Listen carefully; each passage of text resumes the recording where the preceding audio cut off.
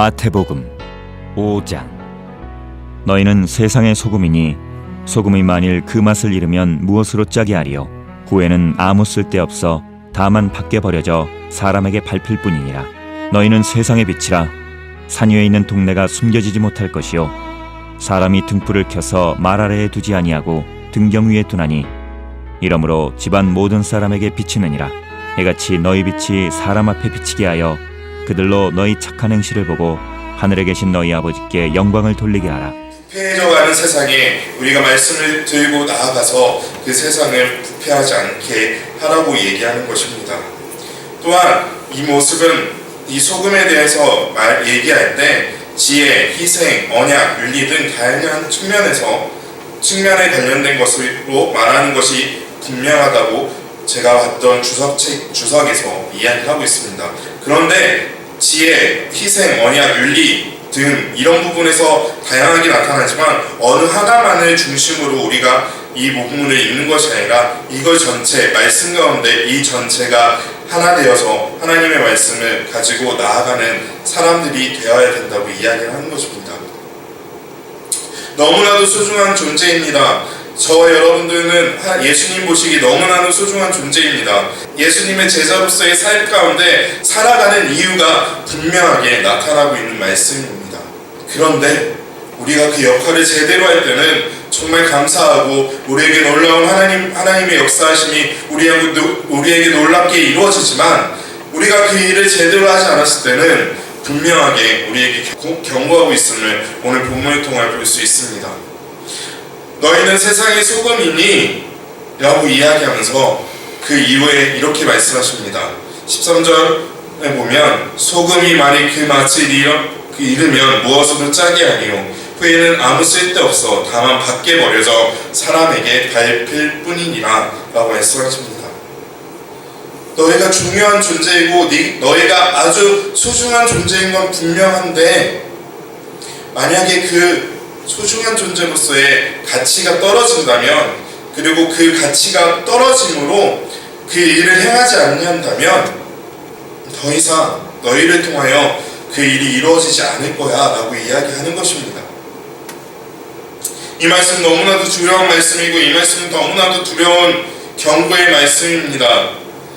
이 말씀을 보면서 이 말씀을 바라보고 아무런 쓰잘데기 없어 다만 밖에 버려질 뿐이라고 얘기할 때 오늘 말씀을 준비하면서 들었던 생각은 요한계시록에 나왔던 7교회의 7촛대 이야기가 생각이 났었습니다. 그리고 그 7촛대가 움직이면서 하나님의 일을 하는데 그 하나님의 촛대가 있는 곳마다 놀라운 역사들이 일어나지만 그 역사들이 하나님께로부터 나타났던 걸 잃어버린 순간 그 촛대가 움직이는 모습 그리고 그 촛대가 움직이면서 그 자리는 더 이상 하나님의 역사하심이 일어나지 않았던 모습들을 기억하게 됩니다. 그리고 그 촛대들이 움직이면서 이제 한국 땅에 왔다고 이야기하고 수많은 사람들이 한국 땅에 있어서 하나님의 촛대가 있다고 얘기를 하는데 이제 그 촛대가 움직이기 시작했다고 최근에 들어서 많은 선교학자들 그리고 많은 신학자들이 이야기하는 것을 보게 되었습니다. 듣게 되었습니다. 그리고 그것을 기억하게 되었습니다.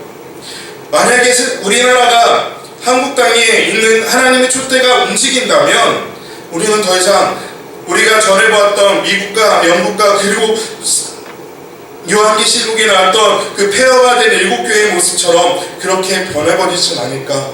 하나님의 역할을 하나님께서 우리에게 맡기신 역할을 제대로 하고 싶은데 지금까지 제대로 하고 있고 더 제대로 해야 되는데 그렇지 않을 때 하나님께서 정말 우리의 모습이 우리의 상대의 모습들처럼 우리 전에 있었던 그 교회들처럼 그런 모습들이 나타나지 않을까 라는 두려움 가운데 두렵고 떨림으로 오늘 말씀을 보게 되었습니다.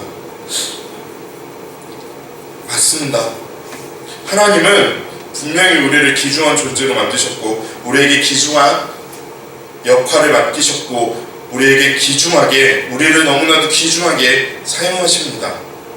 그런데 우리가 그 귀중한 것에 너무나도 익숙해지고 너무나도 나태해질 때 하나님께서 우리에게 주셨던 그 의무와 그 모든 것들을 다른 곳으로 옮겨지고 우리는 그렇게 하나님의 의무가 떠나가고 하나님의 은혜가 떠나갔을 때 우리의 삶의 모습은 너무나도 비참해질 수 있다는 것을 우리가 기억하길 바랍니다.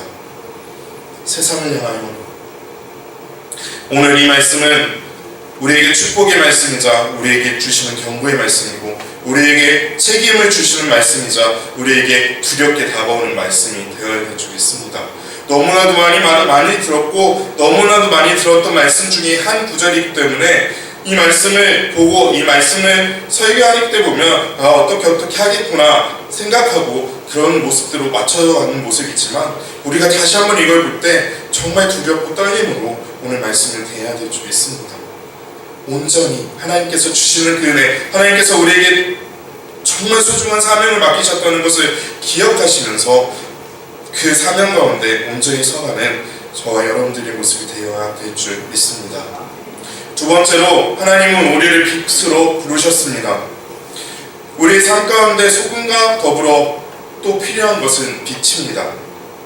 빛은 어두운 곳을 비추며 어두운 길을 가감에 있어 등불이 되어져서 그 앞에 무엇이 있는지 우리에게 보여주는 곳입니다. 그 도구입니다.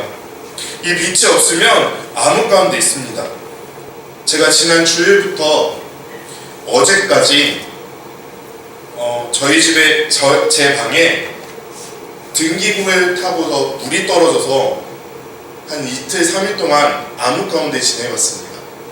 근데 그 가운데 살 수 있는 건 딱 하나밖에 없더라고요. 잠자는 것밖에 없더라고요. 너무나 어두워서 책을 보고 싶은데 책을 볼 수가 없었습니다. 말씀을 더 봐야 되는데 오늘 말씀을 준비하는 그 기간 동안에 암흑 가운데 있었고 낮에 봤던 게 계속 연결돼서 저녁까지 들어가야 되는데 그걸 보고 싶은데 그걸 보지 못하고 너무나도 답답해서 그냥 하나님 앞에 불 꺼진 방 안에서 기도하면서 그냥 잠들었던 저의 모습을 보게 되었습니다. 근데 어제 저녁에 간신히 천장이 다 말라서 불이 다시 들어왔을 때 너무나도 기쁘더라고요. 와, 내가 드디어 볼 수 있는 것들이 너무나도 많구나. 내가 잊어버렸던 것들이 너무나도 많구나. 너무나도 내가 그리웠고 내가 책을 볼 수 있었던 이 시간이 너무나도 그립구나 라고 생각이 되고 그 말씀 가운데 그리고 오늘 우리에게 주셨던 이 말씀이 너무나도 저에게 다가왔고 그 말씀으로 인해서 그 말씀이 오늘 말씀이 제 삶을 다시 한번 흔들게 되었습니다. 이렇듯 빛은 너무나도 중요합니다. 만약에 이곳에 빛이 없다면 옆에 누가 있는지 아무도 모를 겁니다. 아니 저 아래 교회 본당으로 들어오는 문도 잘 몰라서 많이 이곳저곳 부딪히거나 이럴 것입니다.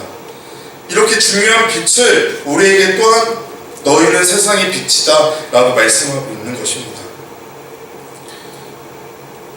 그럼 왜 빛이고 우리가 왜 세상에 비치고 우리가 빛의 역할을 어떻게 해내야 되는가 그것을 바라볼 때 오늘 말씀은 우리에게 분명히 말씀하고 있습니다. 너희는 세상의 빛이라 산 위에 있는 동네가 숨기지 못할 것이요 사람이 등불을 켜서 만 아래 두지 아니하고 등경 위에 두나니 이러므로 집안 모든 사람에게 비치느니라 라고 이야기하는 거죠. 우리가 온전히 정말 하나님 앞에 바로 섰고 하나님 앞에 온전하게 하나님께서 우리에게 주시는 의무와 예수님 우리에게 주신 의무와 그런 것들을 제대로 하고 있을 때 사람들은 우리를 바라보고 저렇게 살아야 되는구나 저런 모습이 되어야 되겠구나 라고 이야기를 합니다.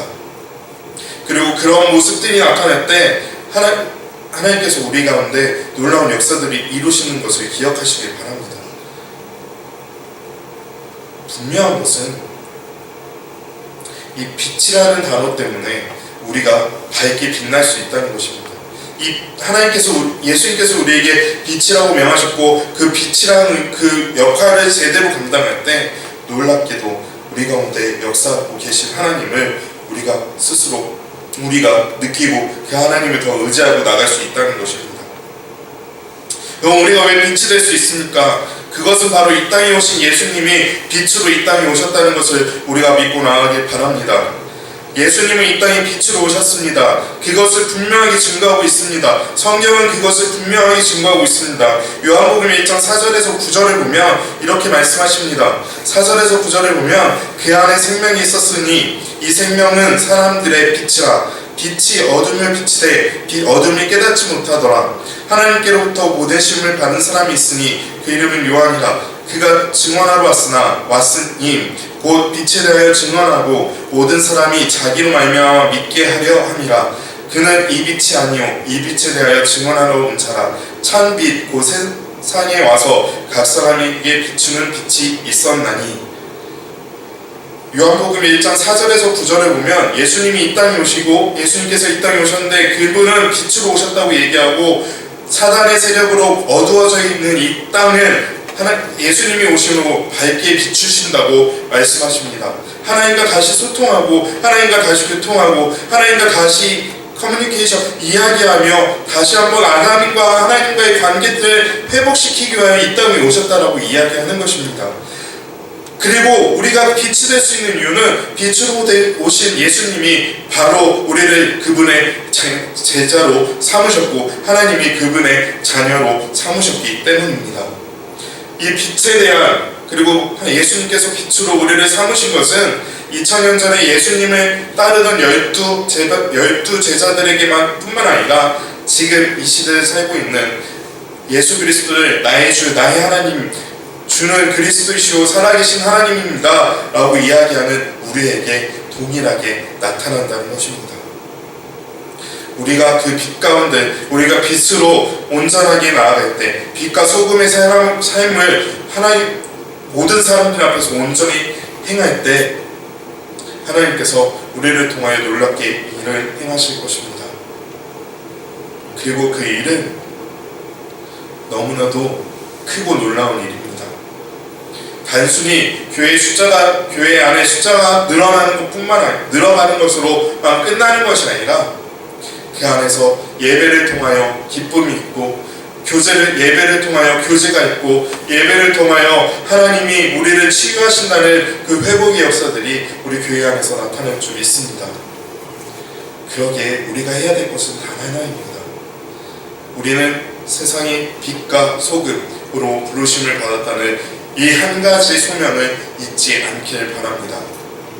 우리가 너무나도 많이 들었고 너무나도 익숙하게 들었던 이 빛과 소금빛에 대한 예수님을 비유 이 말씀이 단지 그냥 너무나도 많이 들었던 말씀 중에 하나가 아닌 이제는 이 말씀이 나의 삶을 이끄는 말씀이 되길 원합니다. 오늘 말씀을 준비하면서 너무나도 많이 회개하고 너무나도 많이 눈물 흘리고 너무나도 많이 제 자신을 볼 때 너무나 많이 마음에 찔림이 있었습니다.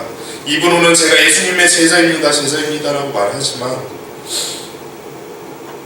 삶의 모습에서 그렇게 살지 못했던 저의 모습을 바라보게 됐고 너무나도 창피함을 느끼게 되었고 하나님 앞에 다시 한번 기도하며 하나님 정말 내가 주님 앞에 온전한 제자가 되겠습니다라고 이야기하게 되었습니다.